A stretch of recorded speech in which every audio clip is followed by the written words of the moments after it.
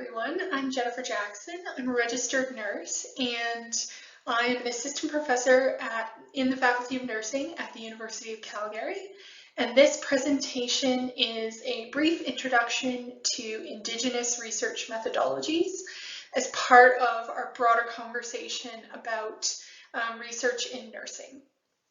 So today we're going to talk about Indigenous research methodologies, and I want to just start off by differentiating a few things. So we can have studies that include Indigenous participants. We can have studies that have Indigenous participant samples, but are still very much conducted from a Western lens. And then we can have Indigenous research. So we have a few different kind of levels of engagement with Indigenous knowledge depending on what kind of study is being conducted. So what we're talking about today is Indigenous research, although there is definitely overlap between ideas that we see with studies including Indigenous populations and studies with Indigenous participant samples.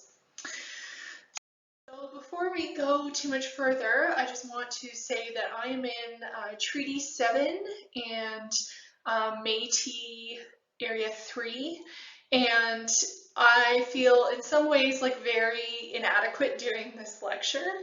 I am not Indigenous. I come from a family that is part of the legacy of settler colonialism. We farm on land that was purchased from the British after Treaty 7. So in some ways, when I look at this historical process, I feel a great deal of discomfort because I'm aware that according to some perspectives, I might be part of the problem, and I feel like I don't have any moral authority to talk about Indigenous research. At the same time, there is already tremendous burden placed on Indigenous people in terms of reconciliation and living in a settler colonial community and in our province, and there's already been so much erasure and difficulty for people doing Indigenous research that I don't think that it's fair that we expect people who are doing Indigenous research to educate all of us like they already have enough to deal with. So I think that there are lots of resources available, and I have tried to present those resources here. So I accept any limitations of this presentation and that I'm not going to get everything right. But I also think that the knowledge is out there, it is available, and it is up to all of us to draw on it and understand as much as we can about the different dynamics that happen both in our nursing research communities and in our society. I would also encourage people who are viewing this presentation to take time to reflect and to consider. I often hear things like, well, you know, what happened with the residential schools or what happened with colonization, those are really bad things, but I didn't have anything to do with it. I wasn't alive at that time, or perhaps even like my family didn't even live in Canada at that time. And I think that that is a fair thing. I don't think anybody is asking us to necessarily account for the actions of our ancestors when we weren't, you know, we had no influence on the situation. But today, in our country, Indigenous people have a life expectancy of 30 to 50 years less than white people. And there are overrepresentation of Indigenous populations in our groups with addiction and mental health problems. There's the legacy of intergenerational trauma that people experience. And it's also important to reflect that, like, the last residential school closed, I believe, 1996. So it closed like in most of our lifetimes. So this isn't only something that happened a long time ago that was really bad. This is something we need to reckon with today. And so I encourage everybody to try and reflect a bit on their experiences and their views about reconciliation and colonization and how that all comes together. So it's beyond the scope of this presentation to go into that in a lot more detail, but there are many resources available, and I ask that you take the time to look into those further. So I want us to start with a discussion of ethics, because whenever we're doing research with Indigenous populations or Indigenous research, we need to understand the history of ethical problems and how absolutely central ethical conduct is to doing any of this research. So ethical conduct is always important in all research, but we need to be especially sensitive to it in this context. So there's a long legacy of unethical studies with Indigenous people in Canada. So for example, there were researchers who would test Indigenous children to see if they had ESP or if they could read minds, because that was their interpretation of that was the researchers' interpretation of a lot of Indigenous traditional practices and ceremony was that involved mind reading. So they were testing children to see if they could do that. And they would, if the children participated in their studies, they would give them candy, but the children were also starving. And so it was just completely, like, the premise was unethical, but also these researchers were essentially bribing children to try and show mind reading skills. And of course, there's severe negative impacts for being treated in that way. The Canadian government also formally conducted nutritional studies. Indigenous children were starved to assess the impact of things like a lack of nutrients, a lack of vitamin D, and then compared to other children. So these were cases where, like, not only was the research unethical, but a lot of what happened, like the negative consequences that those children experienced, were completely preventable. So some children grew up with rickets, which is easily treated with additional vitamin D supplementation. There were also cases where dental care was withheld, and that was an experimental condition, and so they just refused to provide access to some people for dental care. And you can imagine, if you have a dental abscess or something, you can develop sepsis from that, and it can be life-threatening. And one other example I want to mention is that researchers tested a tuberculosis vaccine with Indigenous participants. They were not fully informed of what was happening, and 20% of the participants in the study died. And so if we had 20% of participants die in any study, there would be an immediate shutdown, an immediate inquiry. Like, this is an absolute, the reddest red flag in research that there could be. And yet that study was allowed to continue till its conclusion. So I share these examples because I think that sometimes it's easy for Canadians to kind of let themselves off the hook, like, well, there were awful things done in the US, but that was with research involving people who were enslaved, and we didn't have slaves here, so we didn't do these kinds of things. Or to say, you know, horrible research was done by Nazis in concentration camps, but that happened somewhere else, and those people were evil, and it wasn't us. So, I mean, I don't want to presume anybody's standpoint, but these are some narratives that I've kind of picked up in my career about different kinds of unethical research. So I just want to be very clear that, like, this happened in Canada, and this was government sanctioned, university sanctioned, and there's no limit to, like, the harm that this caused. So how we understand these things today demonstrates the very significant need to approach research with an extremely informed and ethical lens, and then from there to be essentially very, very careful in everything that we do.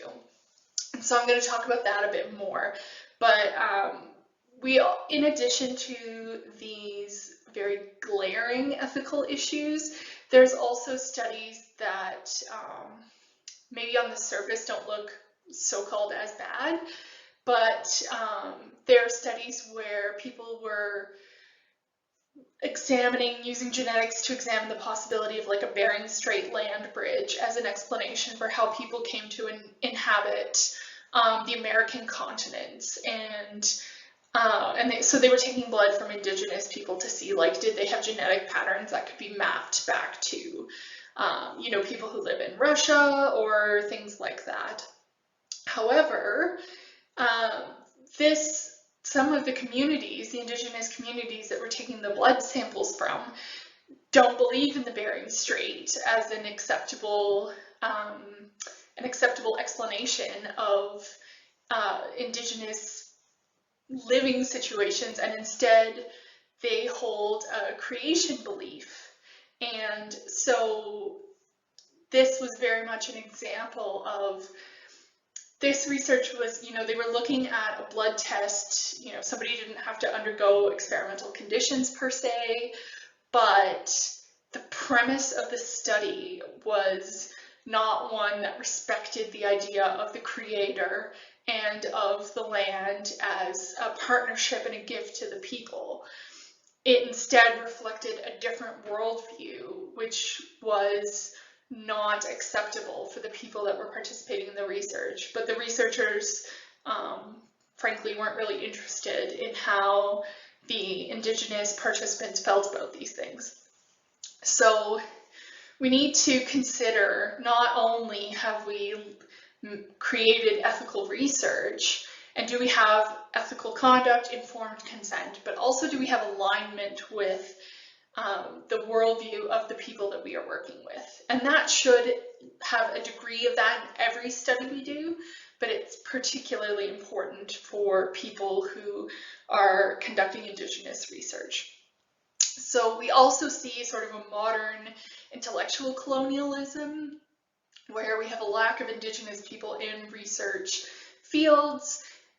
The Indigenous research methods, which I'll discuss in detail in a few minutes, those are not seen as valid, or they're not as good as other research methods, and so we continue to have this like colonization of the academy of knowledge, and there's lots of work for us to do in that area.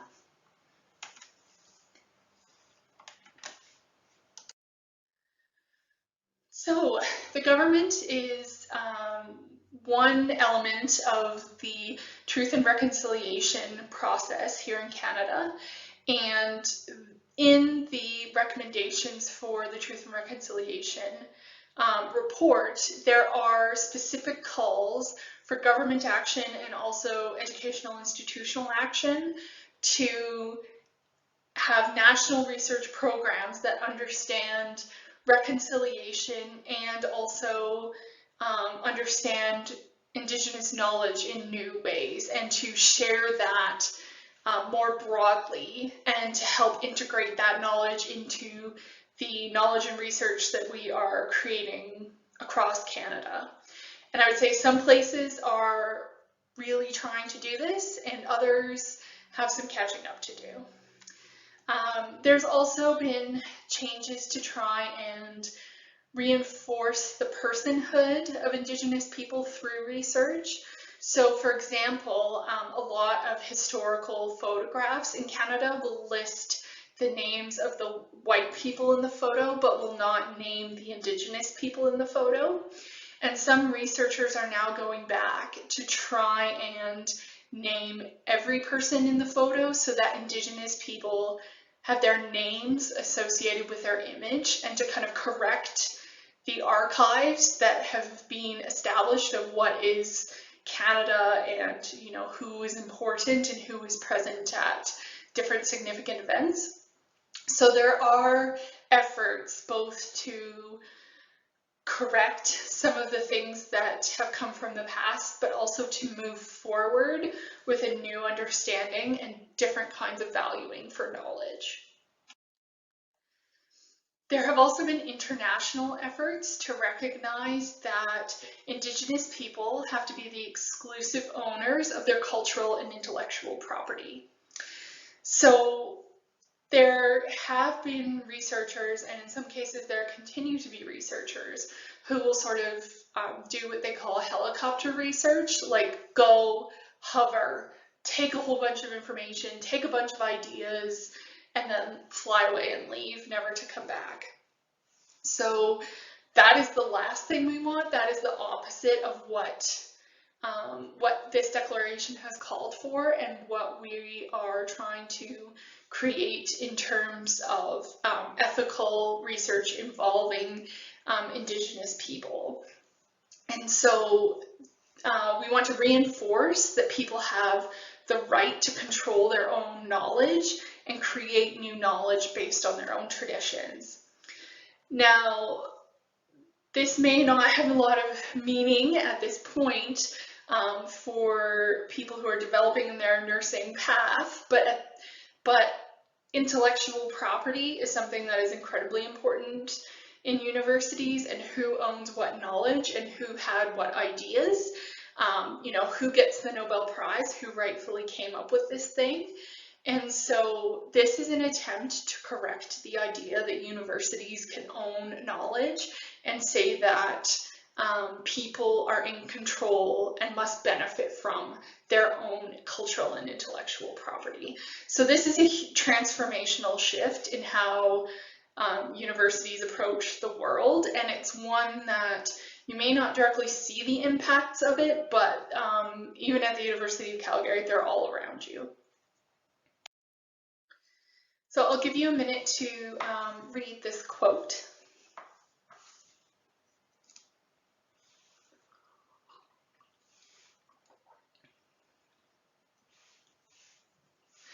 So this reflects one of the biggest challenges with cracking the ivory tower, as I've called it, or looking at like how the academy, the idea of universities as knowledge holders and creators in society, and how that just does, that rigid structure does not fit with an idea of reconciliation and of Indigenous knowledge. So within universities, we have very specific, like, your papers have to be passed in this way, they have to have these headings, they have to have these criteria, you have to use APA formatting, and there are lots of valid reasons for those things, but it's also important to acknowledge that saying that you have to present knowledge in a certain way and that only that way is correct limits a lot of interpretations of knowledge, particularly those from Indigenous researchers and Indigenous people.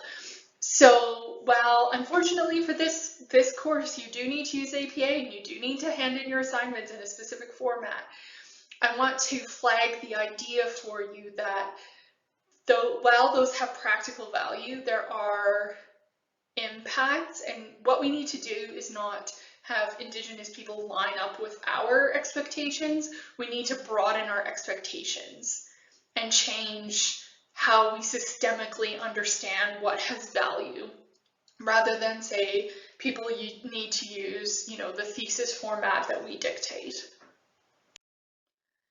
So looking at Indigenous research methodologies, I'm going to go through the key tenets of Indigenous research methodologies.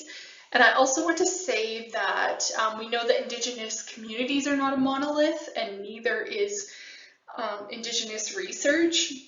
So just as the Iroquois and the Cree and the Salish have different traditions, those different traditions can be reflected with slightly different ways in research. And so I'm not saying that every single person does Indigenous research in the same way, but these are central ideas that are present throughout most studies that have been written on extensively by Indigenous authors.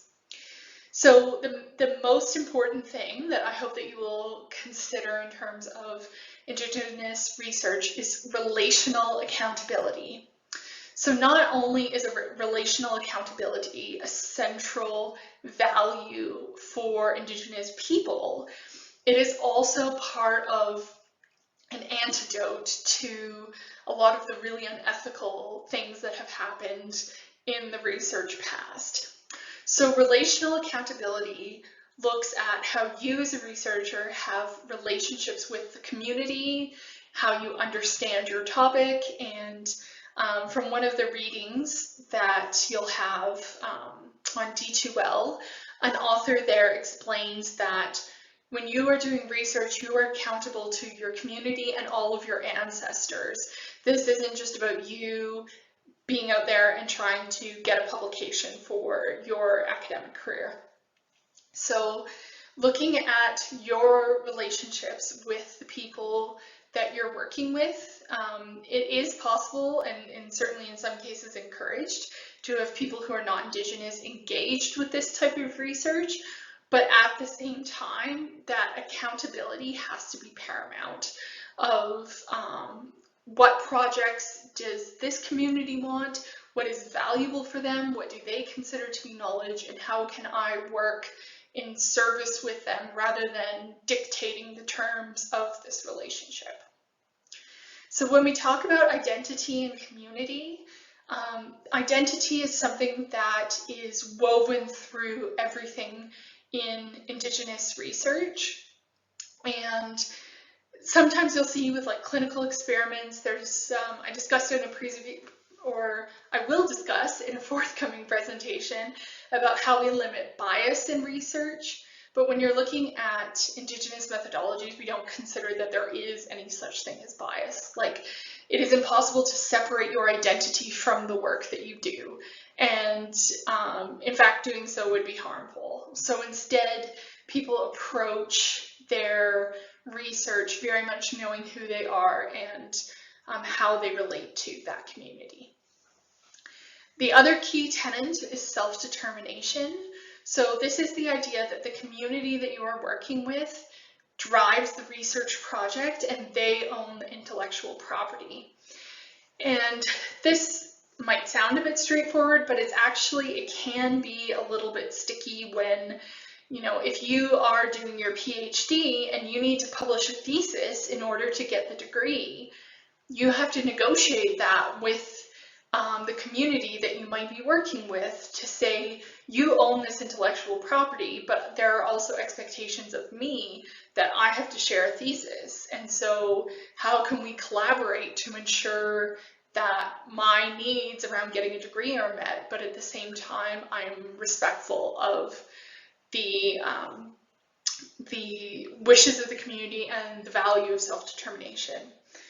So these are all things that need to be considered at length before doing any type of research with Indigenous participants or in using an Indigenous research methods approach. So the role of research for Indigenous communities has been reported as being different. In a study that compared participants of research studies, people who are not Indigenous, mostly white people, report that they participate in research for personal motivations. Like, they want to do good, they want to benefit from receiving money for their work, they want to learn more about their topic. When you ask Indigenous people why they participate in research, they reported that they're doing it to help their communities and to try and make positive change for their community. So that lens of community and relational accountability flows through every part of a study, not only, you know, the ethics process or not only one piece of the nursing process. So when we look at topics that might reflect those values, we see things like social determinants of health, community resilience, decolonized medicine, this type of thing. And so this contrast is really evident. Like, I have done a lot of research on resilience, but I have looked at individual resilience. And some Indigenous authors have quite rightly said that that not my personal research, but like that this understanding of resilience is wrong, because what good is it to say that I am resilient, but the person next to me is struggling, and how is that ethical? And they're right. I mean, my research is incredibly limited by this Western worldview to say that, we want to work person by person rather than looking at the impact across a whole community. So whatever topic is approached using an Indigenous research methodology, you'll see that broader perspective and a different frame on the issues usually than you would see with, like myself, when I'm doing research. So when we look specifically at methods, often there's a history of Indigenous methods not being valued, or that we'll talk later in this course about the Equator Network, which demonstrates publication standards and how we share knowledge. And a lot of traditional Indigenous ways of sharing knowledge and creating knowledge do not fit with that very rigid approach. However, it shows that that approach is wrong, and those rigid rules are wrong, not that someone is not conducting research properly. So one technique that's been used is to match a technique of data collection with a more established concept to try and give the research more credibility. And this is essentially a survival tactic because people need their work to be valued and shared. And so by co-opting some of the language of more established Western research, it gives Indigenous research more credibility. Now, ideally, that would not happen. We would prefer that Indigenous research had credibility in the first place, but I think we need to be honest about the impact of considering what is knowledge and what isn't knowledge in our research communities. So for example, storytelling or talking circles are often reframed as things like narrative inquiry, focus groups, interviews. So that wouldn't be the language that those people would use, but when it's being published, that's how it's described. Because there is a lot of overlap in those concepts. It's just that that in the West, with those kind of rigid ideas we haven't caught up to the idea that there's more than one way of doing things. You'll also see often a blended process in the articles associated for reading with this presentation. You'll see that the research process is very blended rather than we did step 1, then we did step 2, and it's not necessarily right or wrong to do one or the other depending on the kind of research you're doing.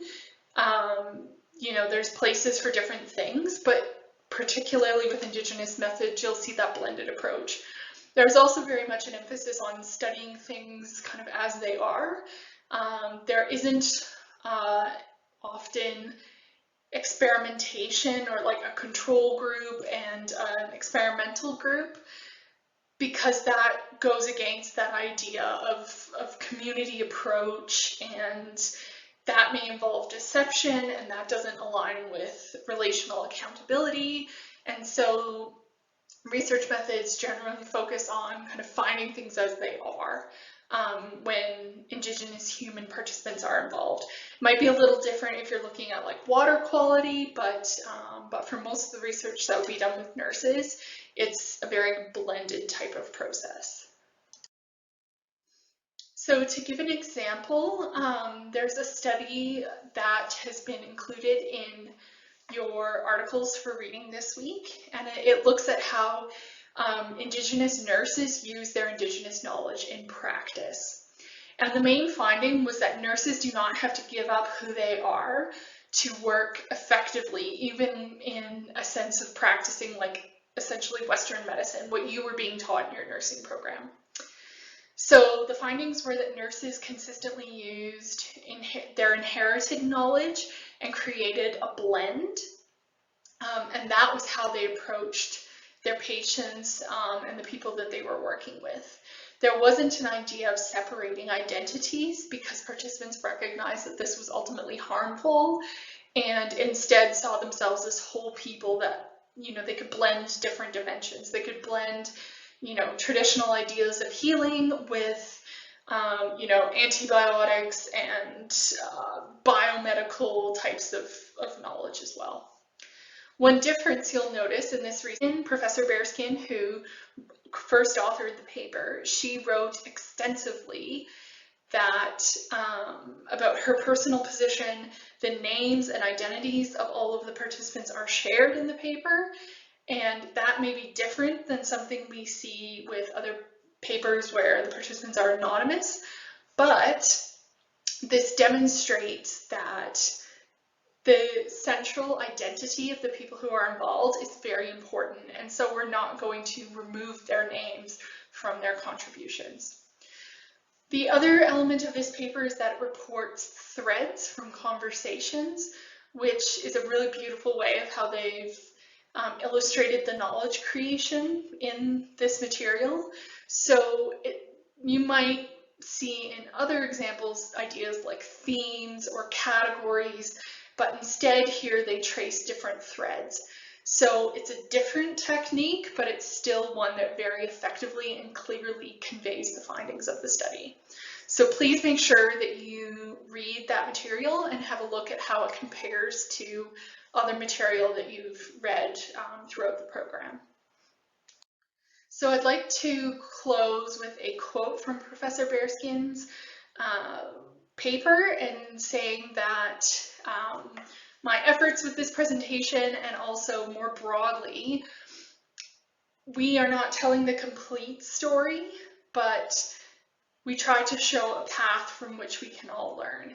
So with humility, I offer this presentation as a path from which we can start to learn about Indigenous research and how we can unpack some of those colonial values and how they influence our universities, and also the type of research we do and the type of nurses that we are. So this is a very humble first step, but hopefully one that will inspire you to look further and to take more opportunities to benefit from Indigenous methodologies in nursing research. So there's lots of places you can get more. There's some links on D2L, and thank you very much.